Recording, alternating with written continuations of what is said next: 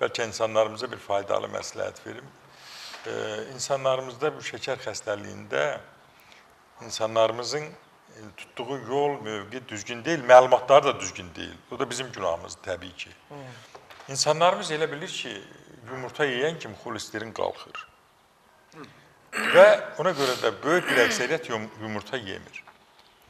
Yumurta qədər Allah insana qiymətli qida verdiyi çox az bir şey var. Bu barmağı, bu Kənd yumurtası da yəqin bir əldə 5 barmaq varsa, bu 5 barmağın biraz da yuxarısında durur yumurta. Məsələn, deyim sizə, yumurta, biz hər hansı bir qidanı qəbul edirik, yumurtanı, xolesterini zərərli xolesterin deyil. O xeyirli xolesterindir və xolesterinin miqdarı yumurtaya görə qalmır. Bizim qaraciyərimiz, hər bir adamın qaraciyəri xolesterin ifraz edir. Əgər sən yumurtanın yanına, içinə o trans yağ qatırsansa... Mən nehrə yağı da qatıranlar arasında yaxşı deyil mi? Deyəcəm bu dəqiqə, ona da gələcəm, ay nehrə yağı.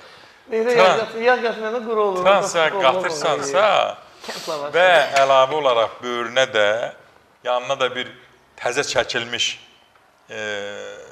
şirə qoyursansa, meyvənin şirəsini, portağal şirəsi qoyursansa... O yaxşıdır o. Yox, yaxşı deyil. Və böyründə də bir əlavə yenə də yulaf əzməsi hazırlayıbsansa, sən bunu yeyirsənsə, sənin xolesterinin kəskin qalxacaq, sənin şəkərin kəskin qalxacaq. Yox, sən yumurtanı yağsız eləcə, Allah onun içində yağını verib. Yumurtanın içində. Sən onu qızartma tavana, yumurtanı qoyub 2 dəqiqə, 3 dəqiqə çevirib. Yağsız. Sən onu yesən, bu yumurta həyatdır. Ancaq yumurtanın ən yüksək qəbul etmə növü soyutmadır. Soyutmada demişəm, soyuq suya qoyursan, ağzını biraz açırsan, 22 saniyə qaynayır.